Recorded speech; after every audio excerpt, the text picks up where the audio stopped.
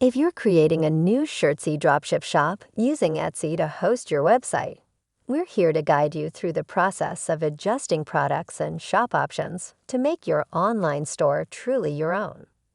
If you haven't yet connected your Shirtsy account with your Etsy account, click the information link at the top right to learn how to do that first before you start editing your shop.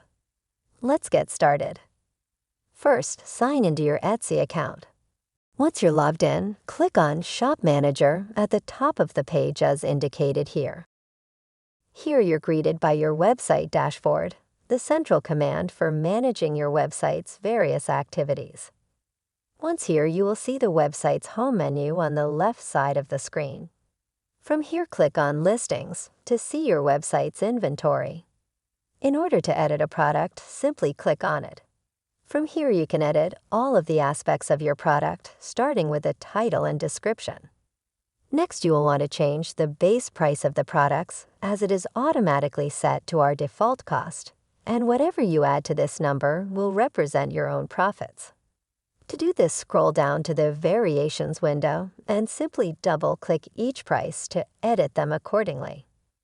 If you continue scrolling down, you will see the Attributes window where you can add a category to help organize your store for your customers, as well as details about the product such as colors, style, etc.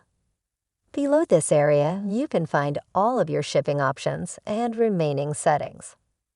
Once you're satisfied with all of the information and settings of your product, you can hit the Publish Changes button at the bottom of the screen to save all of these settings to your store.